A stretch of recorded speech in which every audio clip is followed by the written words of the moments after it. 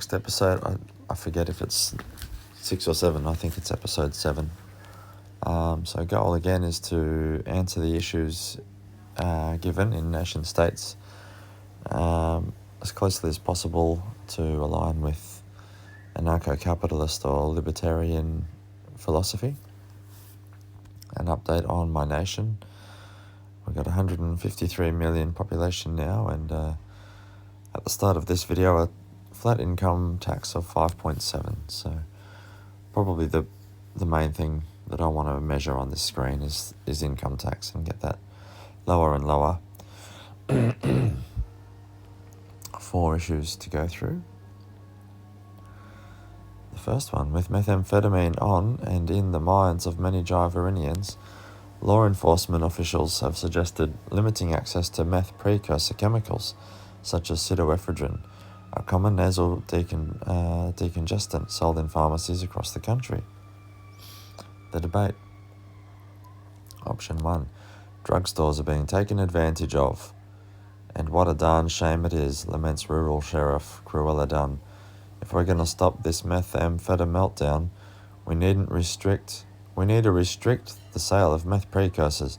Doing so will stomp the brakes on meth makers, who require them in bulk to keep up their deadly production. A reasonable monthly limit and requiring a valid prescription from a licensed doctor ain't a bad idea, if you all ask me. Sorry, I forgot to turn on Do Not Disturb. So that's probably not the best option we're going to get.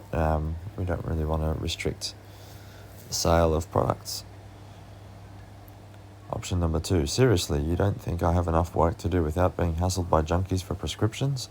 Complains stressed-looking family doctor Inigo Licorice.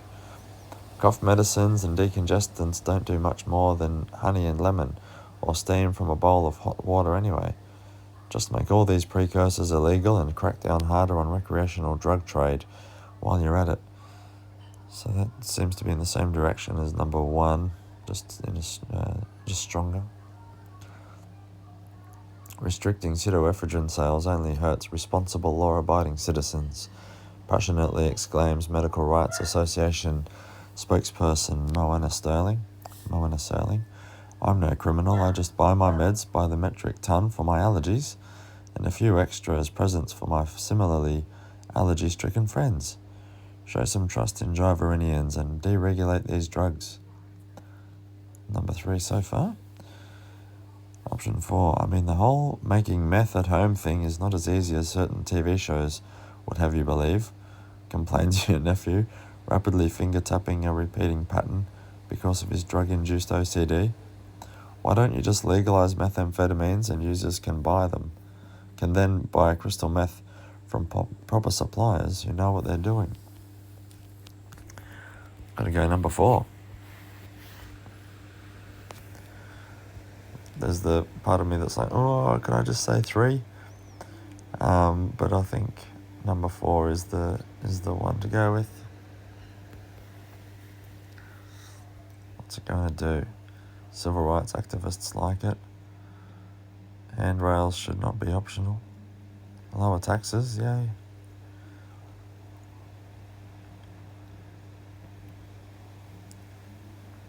Recreational drug use spiked. So did the death rate. Any that are kind of linked to libertarian values. We had civil rights go up. That's kind of a libertarian thing.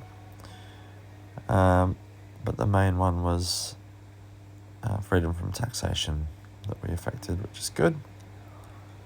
Public health care went down. Law enforcement went down. Defence force went down.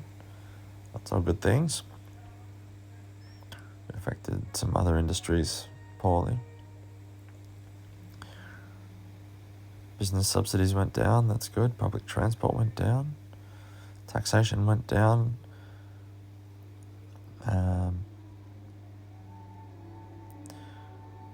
Authoritarianism went down. Cool. All right, we've affected it in some good ways.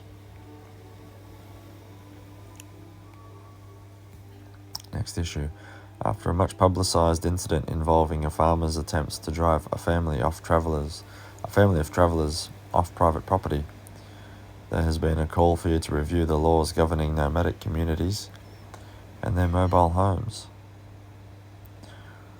Debate 1. These turnpike travellers just rolled onto my field in those caravans of theirs and camped out, says Fanny Bonaparte, the enraged farmer. And when I tries to run 'em over with my tractor, it's me who gets stuck in the cells overnight. I've tried getting the government to evict them, but they take too long over it. How would these people have reacted if I'd set up a tent in their back garden? There should be a law so I can get rid of them any way I choose. Vagrants should not be allowed to go wherever they like.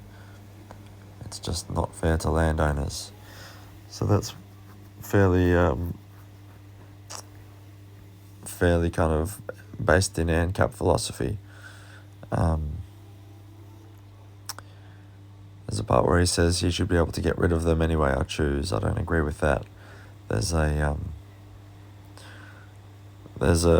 popular kind of rule. I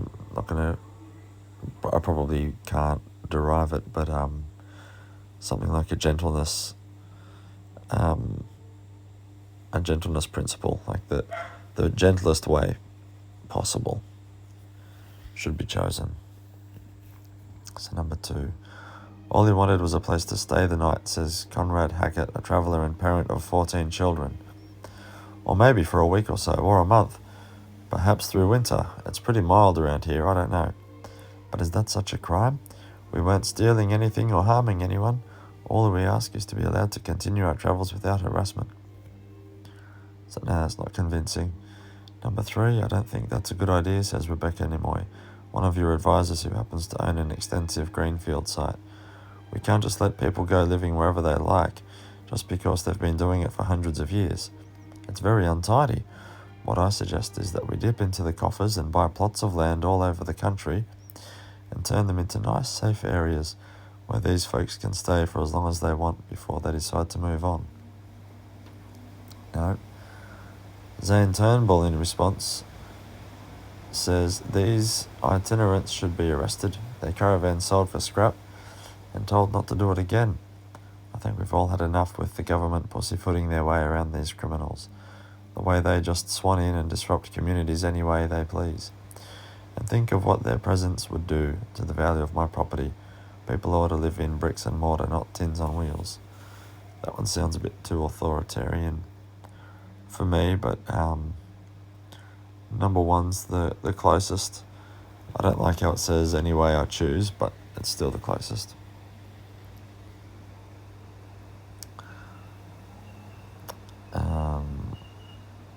Income inequalities up, tax cuts, safety's up. Well, the ones we're interested in. Economic freedom is up, that's good, the Rand Index. Freedom from taxation is up, taxation is down. Authoritarianism is down. So yeah, we've affected the things we're interested in the right direction with that one. Next issue. 10 years ago, ice cream salesman Pericles Sims, better known as the Murder Clown, was sentenced to life in prison. He was convicted of having more than 3 dozen grisly circus-themed murders under his elasticated polka dot belt, plus various acts of mayhem and the telling of criminally bad jokes. A week ago, his parole board decided that he was no longer a threat to society and could be released under strict conditions and with close surveillance. Yesterday, the press caught wind of this and launched a campaign protesting his release. The debate. Life means life, angrily proclaims Clark Wayne, a usually mild-mannered tabloid journalist. Is there really any reason to allow this insane joker anything other than 4 concrete walls, plain food, and stale water? You should remove any possibility of parole whenever a life sentence is assigned. No. It may have been been a decade for him, but it feels like yesterday for those he hurt, whispers Francine Castle, whose husband and son were former victims of the criminal. We can't feel safe until he is in the grave. You say he's a dangerous animal, then put him down. Monsters like this belong in the electric chair, not a cell. That's kind of closer, especially because it's coming from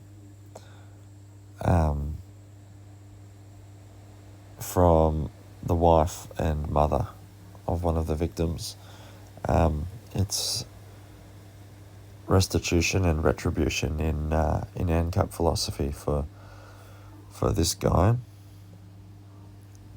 Pericle Sims, and Francine Castle would have the right to kill him, basically. I think the argument is that he couldn't argue against it, since that would be a contradiction. And she wants him dead, so she's got a case, but it's probably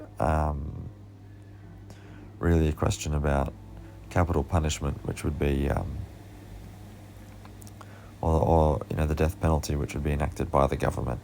So it's kind of ANCAP, but not really.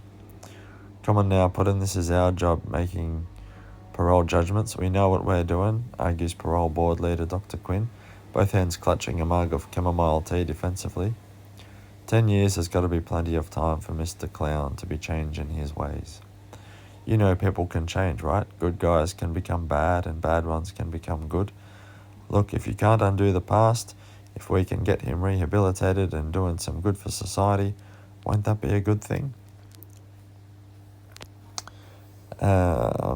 Well, it's not me that Dr. Quinn should convince. It's Francine Castle, and she has the right to have him killed. So I've got to go with number 2. Although, yeah, I don't know about this one. I don't know what the effects will be. Oh.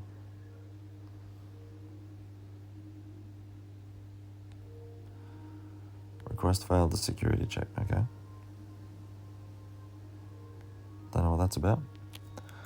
A local kindergarten teacher was fired this weekend when the parent of one of her students uncovered her previous job as an adult film star. The teacher has filed a wrongful termination lawsuit against the school. They could fire her for any reason they like. Option 1, it's disgraceful that this harlot was ever allowed around children, spits PTA head Hamlet Wade, spraying your face as he speaks. If someone of this ill repute can breeze into a job with children, then clearly our vetting processes simply aren't robust enough. We ought to beef up our interviews, maybe start trading tips with national intelligence agencies so we can get the best possible candidates. Our children are worth it. Well, the intelligence agency part I don't like, but they could do as thorough a vetting process as they like, as long as it's not infringing on any rights. It's kind of a vague one. I just fail to see why it's anyone's business, reports the fired teacher, Sasha Blue, while twirling her hair around her finger. It's not as if I'm adding my old movies to the lesson plan. Really, no one would have known if it weren't for a nosy parent. Sounds like someone's secretly a fan of mine. Tell those holier-than-thou prudes to mind their own business. All that matters is the job I'm doing. Now, we need to take this a step further, declares noted feminist activist Zeus Crapo, trying to burn his bra but only succeeding in melting the latex a little. Sex isn't something to be ashamed of, it's a beautiful part of being alive, and frankly the level of slut-shaming going on here is absolutely deplorable. Sasha needs to be celebrated, not punished. In fact, maybe government should be subsidising adult entertainment. No. Number 4, Jive Erin has travelled too far down a dark path, reprimands Bishop Darren Kachaturian, who is sprinkling holy water on Miss Blue. I agree something must be done, but we must treat the disease, not the symptom. We must ban videos of the naked form and indeed prohibit nakedness anywhere but in private chambers.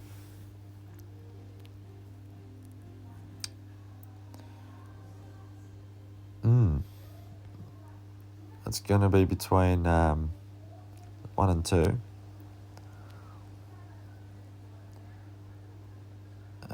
Beef up our interviews. Maybe start trading tips with national intelligence agencies. That one sounds like spying, like government spying. So yeah, I don't really know what the position is on spying. If you're breaking into private property to spy, then that's a problem. But if you're finding information that's publicly available and you're just kind of collecting it, that might be immoral, but it's not kind of unethical, like lawfully unethical.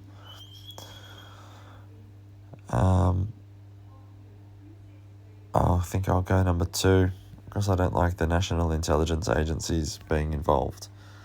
So I'll go number 2. Attendance of fathers at PTA meetings is at an all-time high. Let's see what we've done. Wealth gaps, civil rights, economic freedom are both up. That's good. Freedom from taxation is up, and so taxation is down. I guess they're just opposites. So I don't know how you can affect one without affecting the other. And authoritarianism is down, so that was a good pick in terms of the things we affected. There might be a few more here. Rudeness and average income was also affected. Public health care spending went up. That's not good. So did business subsidisation, law enforcement, and public transport. So a few things that we affected in the kind of opposite direction to what we wanted. Alright, see where we've ended after this video.